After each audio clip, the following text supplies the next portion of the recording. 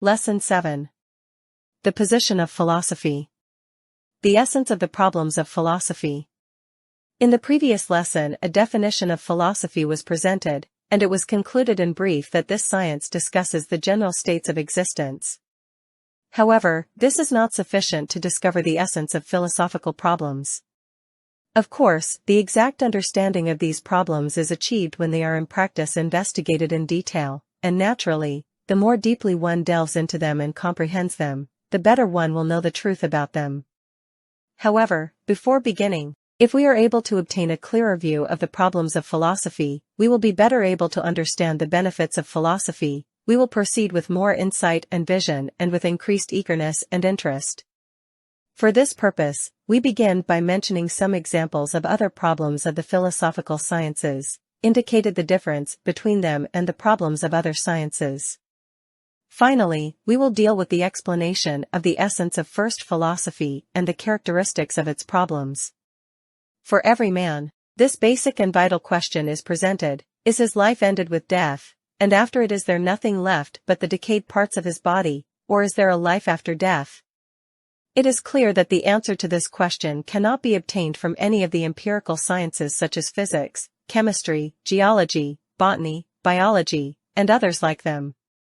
Likewise, the calculations of mathematics and the equations of algebra contain no answers to these questions. Hence, another science is needed to investigate these and similar problems with its own methodology, and to clarify whether man is merely this physical body or whether he has another reality which cannot be sensed, called the spirit. On the hypothesis that there is a spirit, is it able to persist after death or not? It is obvious that the investigation of this sort of problem is not possible by the methods of the empirical sciences. Rather, one should use rational methods to solve such problems. Naturally, another science is needed to investigate such non-empirical problems. This is ilm-elnafs, or philosophical psychology. Likewise, other problems, such as those of the will and volition which are the basis of human responsibility, must be established in this science. The existence of such a science and the value of the ways of solving problems presented in it depend upon the proof of the existence of the reason and the value of rational knowledge.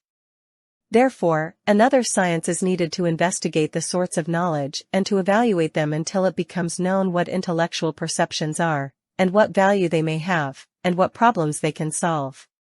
This is also another philosophical science, called epistemology. Regarding the practical sciences, such as morals and politics, there are also basic and important problems which the empirical sciences cannot solve, including the recognition of the truth of moral good and evil, virtue and vice, and the standards for determining and distinguishing praiseworthy and blameworthy deeds. Inquiry into this sort of question needs a specific philosophical science or sciences, which in turn are in need of epistemology.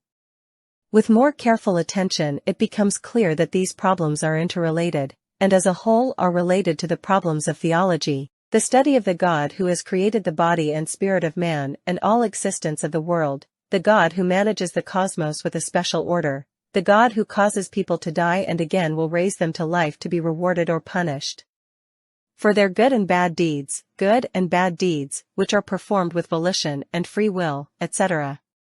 Knowledge of God the Almighty and His attributes and deeds form a series of problems which will be investigated in the science of theology, divinity in the specific sense. All of these problems are based on a series of more general and more universal problems, whose scope also embraces sensory and material affairs, such as the following. Existents are in need of one another for their generation and persistence, and among them there are passive and active relations, actions and reactions, and causes and effects. All existents, which are within the range of man's sense and experience, are perishable, but there must be another existent which is imperishable, and rather for which nothingness and imperfection are barred. The arena of being is not restricted to material and sensible existence, nor is it restricted to changing, altering, and moving existence. Rather, there are other kinds of existence which do not have these characteristics and are not in need of time and place. The discussion about whether change, alteration, perishability, and dependency are implications of being, in other words, whether there is a stable, fixed, imperishable, and independent existent, is a discussion whose positive resolution leads to a classification of existence into the material and the immaterial, the stable and changing, the necessary existence and contingent existence, etc. Until this sort of problem is solved, for example, until necessary existence and immaterial existences are established, sciences such as theology, philosophical psychology, and the like will have no basis or foundation. It is not only the solution to such problems which requires rational argument, but if one wishes to disprove these matters, this also requires the employment of rational methods, for just as sensation and experience by themselves are unable to prove these things, they are also unable to disprove or deny them. In this way, it has become clear that there is a series of important and basic problems for man which cannot be answered by any of the specific sciences, not even by the specific philosophical sciences. There must be another science by which to inquire into them, and this is metaphysics, the general science, first philosophy whose subject is not specific to a kind of existent or determined and particular essence. Inevitably, its subject must be the most universal concept which is applicable to all real and objective things, and this is the term existent. Of course, what is meant is not existent in that respect in which it is material, and not in that respect in which it is immaterial, but rather in that respect in which it is an existent, that is, the absolute existent, or existent in so far as it is an existent. Such a science has the position of being what is called the mother of the sciences. The principles of philosophy. In the previous lesson it was said that before beginning to solve the problems of any science, one should recognize the principles of that science. So, we may now ask, what are the principles of philosophy? And in what science should these be determined? The answer is that the recognition of the conceptual principles of the sciences, that is, the knowledge of the concept and essence of the subject of the science, and the concepts of the subjects of the problems of the science usually are obtained in that very science itself. In this way, the definition of the subject is presented in the introduction to the text, and the definitions of the particular subjects of the problems are defined in the introductions to each discussion. However, the subject of philosophy, existent, and its concept are self-evident and in no need of definition. Therefore, philosophy has no need for these conceptual principles. However, the subjects of its problems, as in other sciences, are defined at the beginning of every discussion. The asserted principles of the sciences are divided into two groups. One is the affirmation of the existence of the subject, and the other is the principles which are employed for the establishment and determination of the problems of the science. However, the existence of the subject of philosophy has no need of being established, for the principle of being is self-evident, and is undeniable by any rational person. At least every one is aware of the existence of themselves, and this suffices for knowing that the concept of existent has an instance. Hence, other instances may be discussed and investigated. In this way a problem appears for philosophy about which the sophists, skeptics, and idealists on the one hand, and other philosophers on the other hand have disagreed.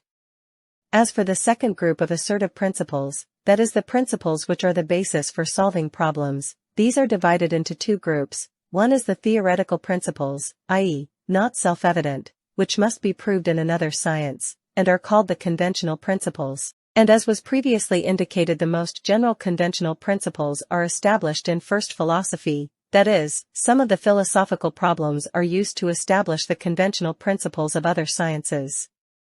First philosophy itself basically has no need for such conventional principles, although it is possible that in other philosophical sciences, such as theology, philosophical psychology, and ethics, principles may be employed which are established in first philosophy or in some other philosophical science, or even in an empirical science. The second group of principles are self-evident propositions which have no need to be proven or explained, such as the proposition of the impossibility of a contradiction. The problems of first philosophy need nothing more than such principles, and these principles do not need to be proven, let alone to be proven in another science. Therefore, first philosophy has no need for any other science, whether rational or empirical or narrative. This is one of the most important characteristics of this science, although logic and epistemology are exceptions, because the reasoning for the establishment of philosophical problems is on the basis of the principles of logic, and it is on this basis that philosophical truths are capable of being known rationally, that is, the existence of the intellect and its ability to solve the problems of philosophy be settled.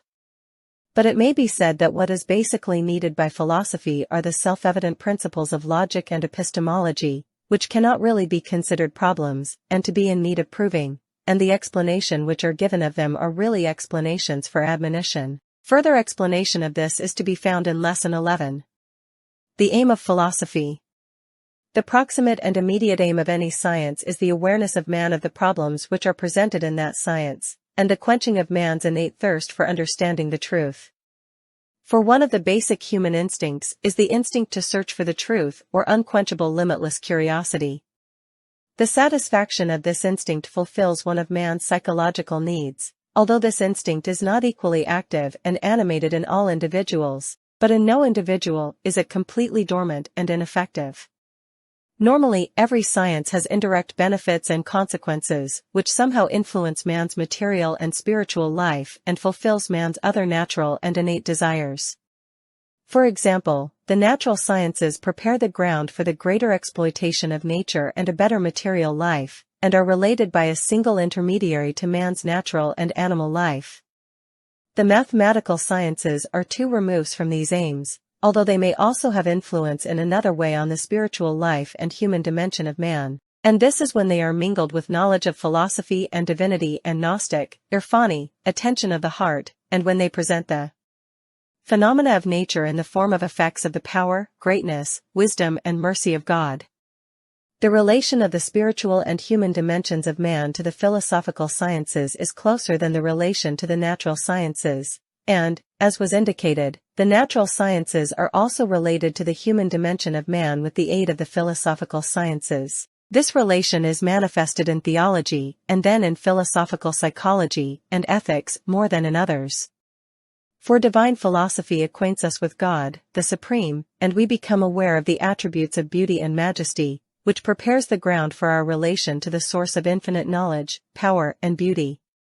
The philosophical science of the soul, ilm al-nafs, facilitates knowledge of the spirit and its attributes and characteristics, and makes us aware of the essence, jawhar, of humanity, and extends our vision in relation to the truth of our own selves, and leads us beyond nature and beyond the limited bounds of time and place, and it brings us to understand that man's life is not limited and restricted to narrow dark framework of worldly and material life.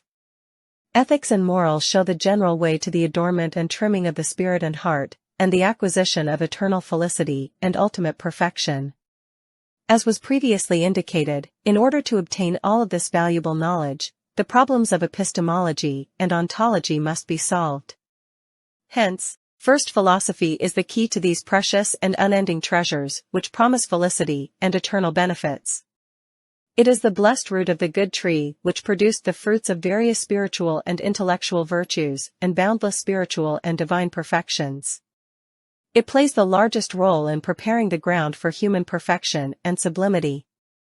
In addition to this, philosophy provides worthy help with the avoidance of satanic temptations and the rejection of materialism and atheism. It safeguards one from intellectual perversions, lapses, and deviations. It provides one with undefeatable arms in the arena of the combat of ideas. It enables one to defend correct views and tendencies and to attack and charge invalid and incorrect thoughts. Therefore, in addition to playing a positive and uniquely constructive role, philosophy also has an irreplaceable defensive and combative role. In the expansion of Islamic culture and the destruction of anti-Islamic cultures, it is highly effective.